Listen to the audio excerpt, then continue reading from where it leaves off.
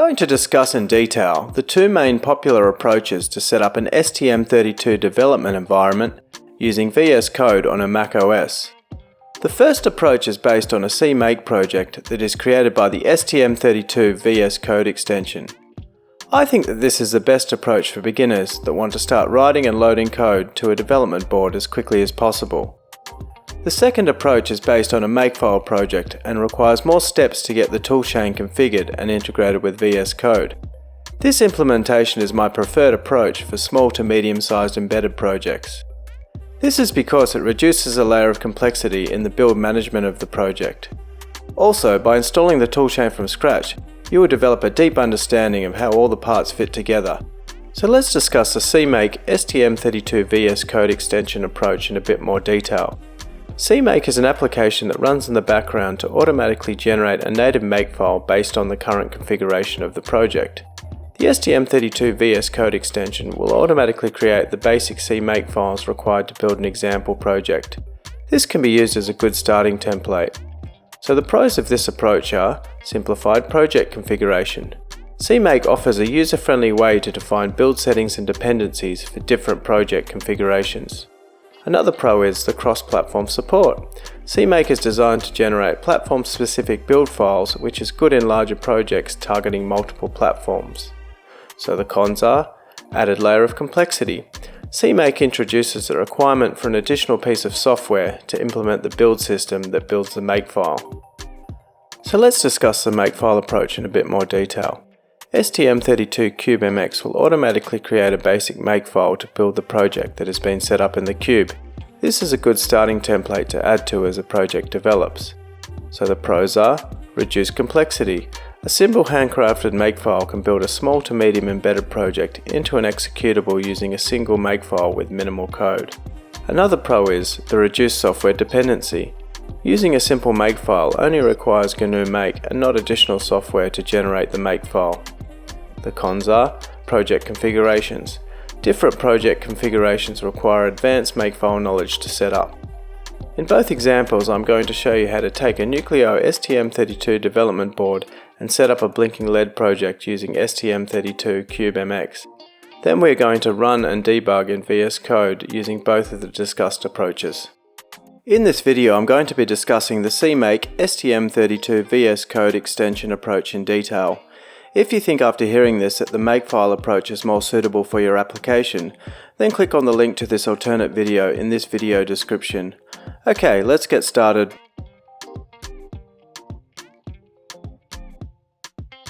Okay, so I'm going to show you how to download STM32 CubeMX. So we're going to go to www.st.com. Then from the search bar on the top of the website, we're going to type in STM32 CubeMX. Then select it from the list. Scroll down to Get Software and select the latest version for macOS. Accept the license agreement. If you've got an account, then log in to download. If not, then enter your credentials for a one-time download. Okay, so once STM32 CubeMX is downloaded, there's a little bit of a trick to get it installed on a macOS. Basically, we need to change the permissions of the files in the installer. So to do that, we will change directory, pop in the root of the downloads. We want to change from this directory onwards, so we're going to type in sudo xattr and then that directory. Okay, now that we've done that, we can come back up and double click on the installer. Accept the license agreement. Okay, so that's all done, and we have to give it full disk access, otherwise it won't launch. So we'll give CubeMX full disk access. Now we can launch the app.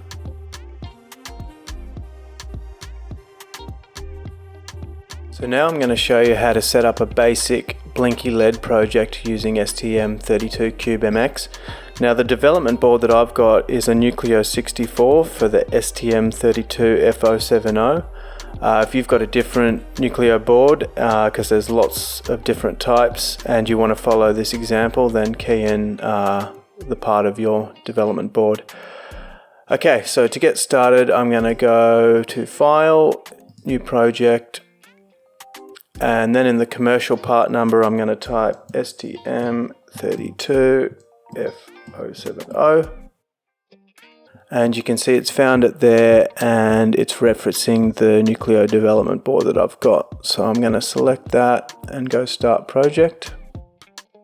Okay, so the first thing to do is come along to the system core on the left and select the sys from the drop down. And what we want to do is turn on the debug serial wire, which is the SWD peripheral, and that allows us to run code and debug it. So we definitely want that turned on. And now I'm going to come into the GPIO to set up our LED. So if you have a look at the schematics for the Nucleo development board, we can see that there's a LED called LD2, which travels all the way back through SB42 to PA5, which is on the micro as PA5. So what we want to do is select PA5 on the chip, select it as an output, and we want to change the user label to LED LD2 so we can identify it in the code. Okay, so now let's go to the project manager. And for the toolchain IDE, select STM32 Cube IDE. Now go to File, Save Project As, and let's put it on the desktop and call it Blinky STM32 F070 and save. And now I'm going to generate the code.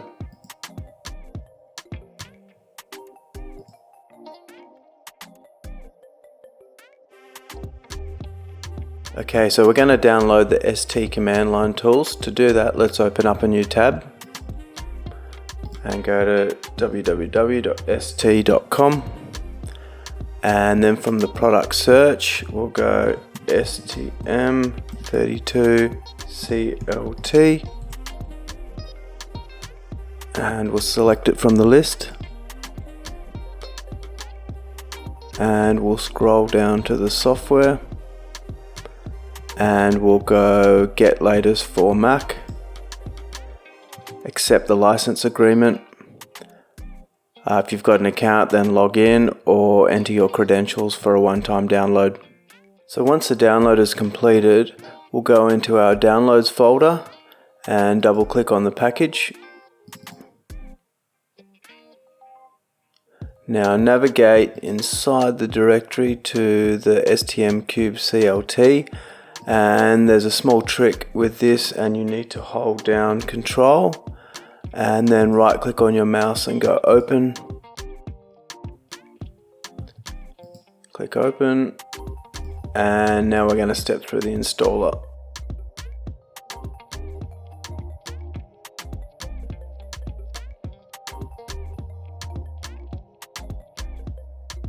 So let's download Microsoft Visual Studio Code. To do that, let's open up a new tab and go code.visualstudio.com. Download the Universal Mac build. So once the Visual Studio Code download completes, we're going to come into our Downloads folder and move it into Applications. Then come into Applications and launch it. Then once it loads, we're going to go up to the View menu and select Extensions. Then type in STM32. And we're going to download the STM32 VS Code extension. Now just one important thing to point out, if you scroll down on the extension page, you can see that there's a troubleshooting guide. This actually did happen to me, so you really need to make sure that the firmware in the ST-Link adapter is updated. So to do that, you need to download STM32 Cube Programmer, which is here. Connect to the ST-Link adapter and then go firmware upgrade. So keep that in mind. Okay, and once that's installed, come to the left hand side and click on the extension.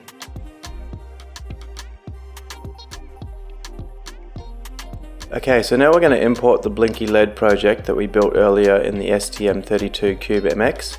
So to do that, come up to import a local project in the STM32 VS Code extension.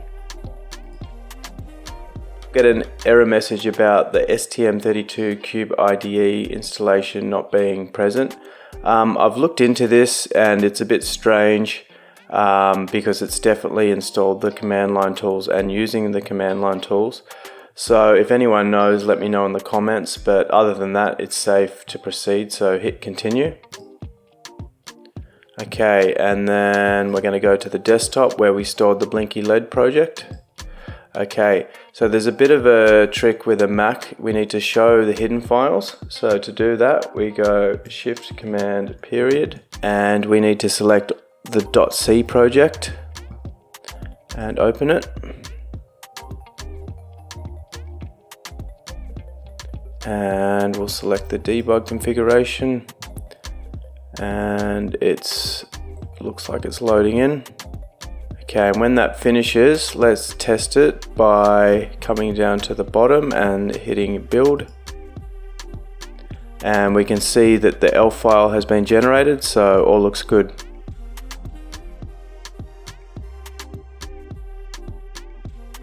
Okay, now for the fun part. Let's add some code to blink the LED that we defined in CubeMX at 1 Hz.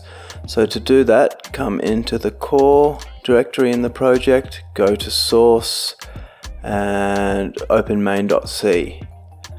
Now let's scroll down to line 76 and we'll type the following: uint32 timestamp equals how get tick. Okay, and then scroll down to line 96 and we're going to add the following code: if how get tick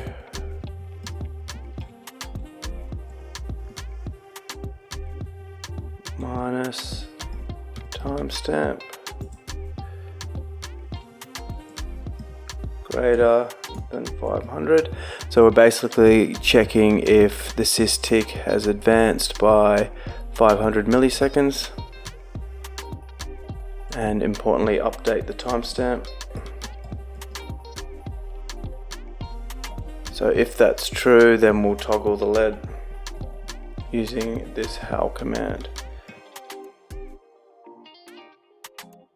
So let's save that and let's build it.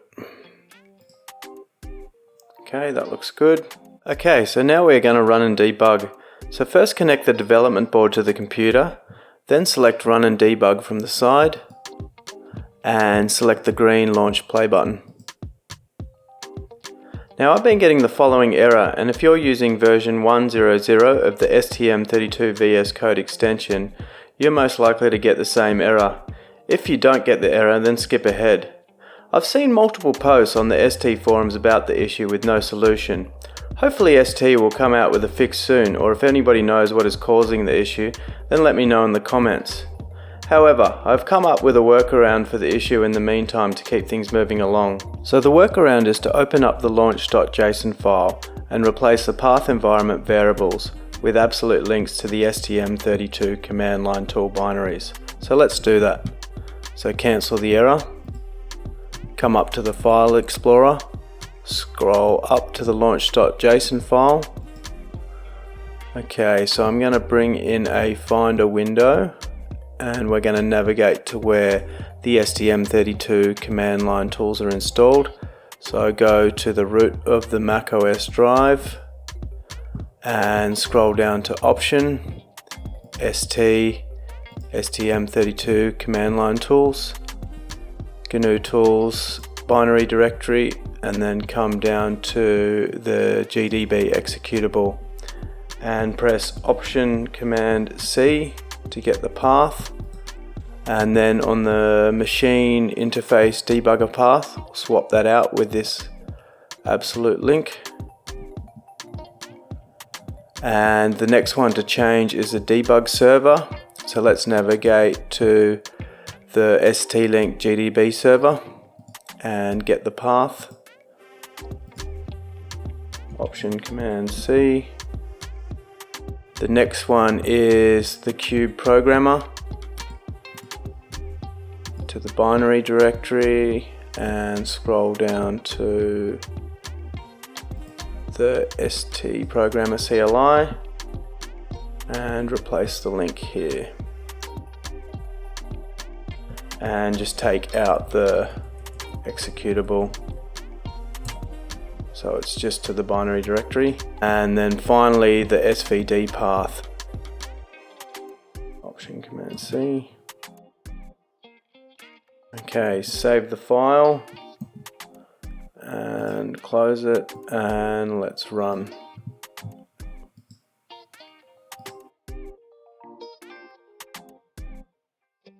Okay, and then that's good, it's at the reset handler, so now click continue, and I can see the LED flashing at 1 Hz.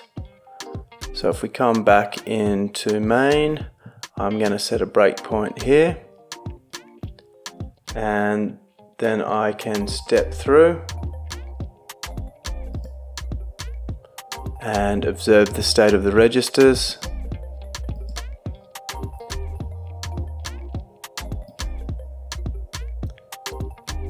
And if I take the breakpoint off in main.c and click continue, the LED will flash indefinitely.